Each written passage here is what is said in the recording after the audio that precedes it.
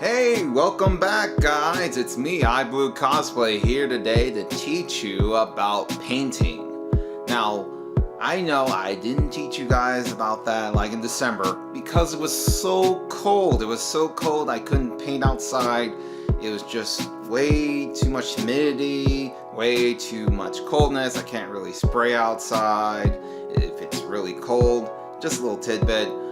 And now I'm back again. I'm going to teach you guys how to paint and do all the little things like that. Of course, this is like a little introduction to show you how it's done and how to get your pieces finished. So, the material that we're going to be painting on today, or in general, is going to be EVA Foam. Now, with EVA Foam that I've been discussing about, or been using for a long time, it's kind of spongy, so if you spray anything on it, it will completely absorb through the material itself. So we need some way to seal it. We have different methods of sealing it, but the first thing you want to do first is use a heat gun.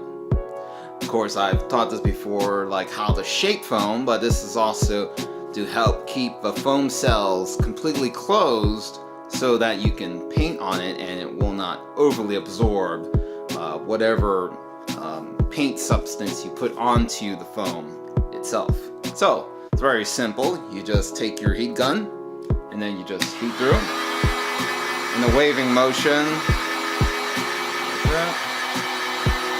Simple as that.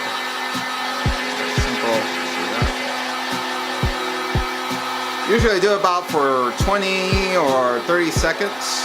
Just wave, wave, wave. Let it spread through.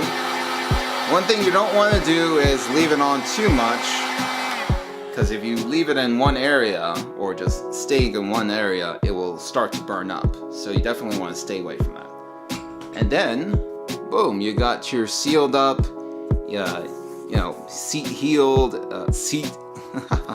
So now you have your sealed EVA foam using heat, and this other side, which is like I said, nothing around there. So as you can see, a little size comparison. When we start to spray paint this end versus this end, so you can kind of see a comparison.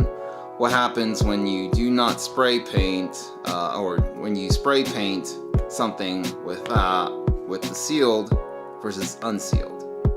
But first, please wear protection.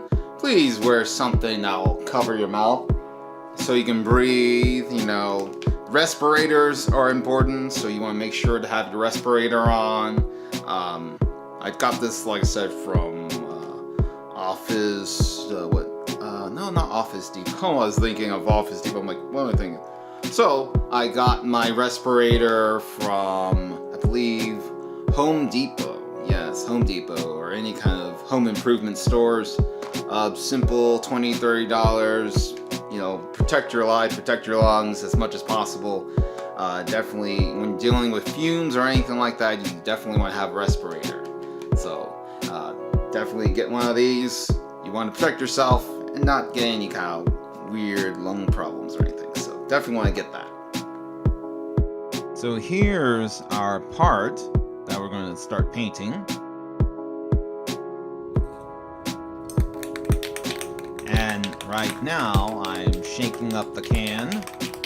Just shake as much as you can, roughly about 30-60 seconds until you hear the little ball or metal ball inside the can rattle.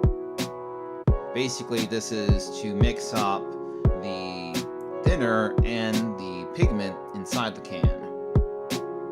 After that, you spray a little bit outside the can to make sure the nozzle is not clogged up. Then spray back and forth, roughly about 6 to 8 inches away from the surface of your material. The general desired angle of your spray is roughly about 60-65 degrees. Yep, just back and forth, just never stop, just make sure to keep on going.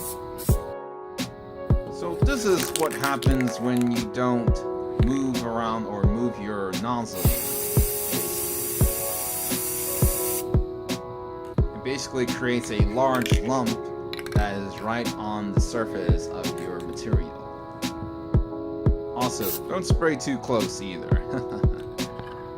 So, as you see, I didn't use any kind of extra primers, I didn't use Plasti Dip, I didn't do anything of that extra yet, or anything like that, just to make this part piece right here.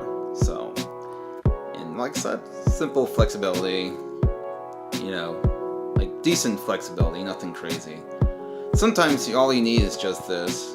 So this is like a good starter, just to like, you know, see like which kind of texture you may want for your cosplay. If you want something more shinier, more seamless, more nicer, or you can want something a little more washed out and grungy.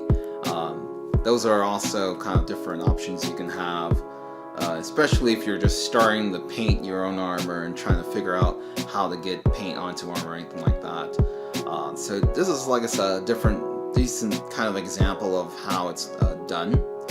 Now that's the thing about painting, is it's an artistic value. It's artistic. It's all up to you how you want your costume or your cosplay to look finished wise. It could be really grungy, or it could be really polished, you know, and perfect. You know, it's really up to you, and I will teach you the ways of how to weather, how to make things look ugly, and then how to make things look very nice. So, like I said, it's almost up to you how you want to do it, in depending on what series and what TV show or what kind of media that your cosplay or your cosplay armor or prop is from. You know, I will show you ways how to get that look. Also, here's some rules about spray painting or having spray painted piece.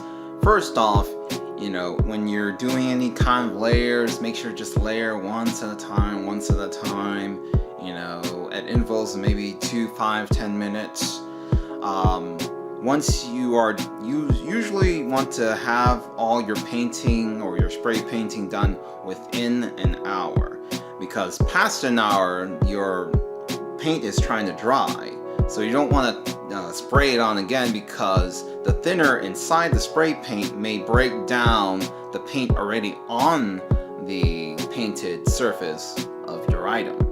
So you definitely want to just let it, you know, once you're done painting for that hour, then let it go. Also, number 2, make sure not to put too much paint onto your surface, or too much paint onto your surface. So give it 2 coats, give it 3 coats. Any more coats, it starts to bubble up and gets really clunky. So you know, or basically gets very lumpy, something like that. And then it takes way too long for it to dry. Usually, I believe that most paints or most painted stuff usually dries between 1-2 days to like 7 days, or basically a week.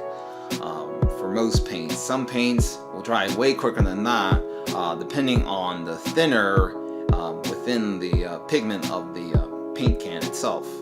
So you definitely want to just watch out for that. But also, please don't touch the paint. Please don't touch the paint, or be like, no, don't touch the paint. Let it dry. Let it do its thing. It will work out itself. Believe me. Just trust that it's on there. Just don't touch it. And oh, is it dry? Is it dry? No, don't do that. Just let it dry. Let it do its thing.